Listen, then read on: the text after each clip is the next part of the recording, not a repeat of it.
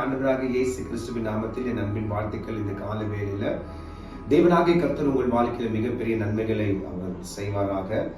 நேற்று கூட தேவனுடைய வார்த்தை குறித்து நீங்க அநேகர் போன் மூலியமாக, ஐயா ஆமா நீங்க சொன்ன வார்த்தை ரொம்ப நிச்சயம், ரொம்ப சத்தியமானது, பெரிய அதிசயங்களை கர்த்தர் செய்தார் என்று சொல்லி, என் கண்ணீரை துடைச்சார் என்று சொல்லி, இன்னைக்கும் ஆண்டவர் உங்களுக்கு ஒரு அற்புதமான தெய்வ வார்த்தையை பேச விரும்புகிறார். என்னோட கூட தயவு செய்து கவனமா இருங்க.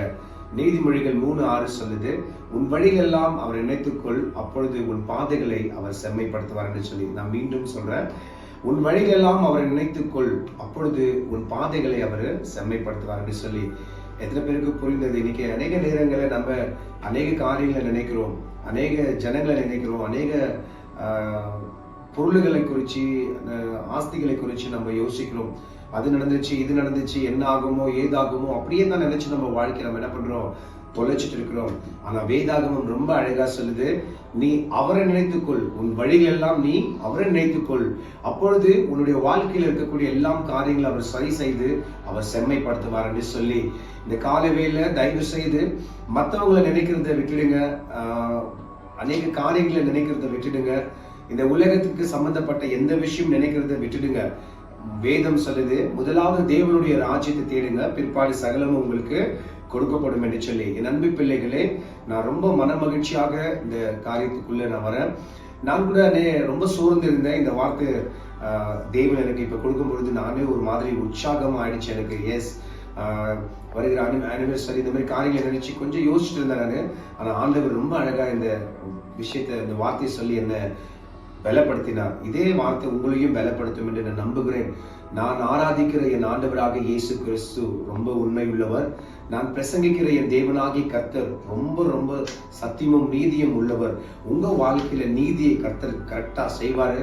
யாரெல்லாம் உங்களுக்கு அநேக கேடுகளை செஞ்சாங்களோ நிச்சயமா அவங்களுக்கெல்லாம் ஆண்டவர் ஒரு அருமையான காரியத்தை கற்றுக் கொடுப்பாரு. இன்னைக்கு நான் சொல்றேன், அவங்க நினைக்கிறது, இவங்க நினைக்கிறது, அந்த விஷயத்த நினைக்கிறது, இந்த விஷயத்த நினைக்கிறது எல்லாம் எடுத்து மண்ணில் போட்டுடுங்க. உங்கள் ஆண்டவராக இயேசு கிறிஸ்துவ உங்க வழிகளை நினைச்சு கொள்ளுங்க.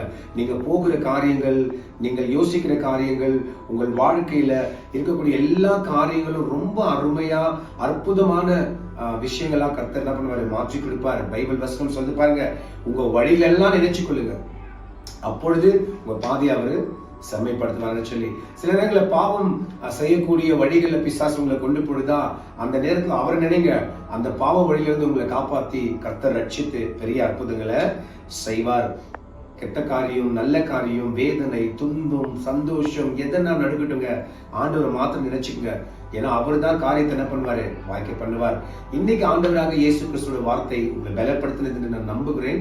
நான் மீண்டும் நம்ம அநேக காரியங்களை பார்க்கலாம். இப்பொழுது செபிக்கலாம். பரலோக பிதாவே, எங்கள் ஆண்டவராகிய இயேசு கிறிஸ்துவே, நீர் செய்த அற்புதங்களுக்கு கூடான கோடி நன்றி. அருமையான வார்த்தை கொடுத்தீங்க. எஸ் மாஸ்டர், நாங்க அநேக நேரங்கள்ல வீணான காரியங்களை தான் நாங்க நினைச்சுக்கிறோம். இப்பொழுது இனிமேல எங்க வாழ்க்கையில உங்களை மாற்ற நாங்க நினைச்சுக்க போற சுவாமி. அருமையான தெய்வ வார்த்தைக்கு நன்றி. உங்க நாம மகிமைப்படட்டும். இயேசு கிறிஸ்துவின் மூலம் செபிக்கிறோம் எங்கள் ஜீவனுள்ள பிதாவே, ஆமென்.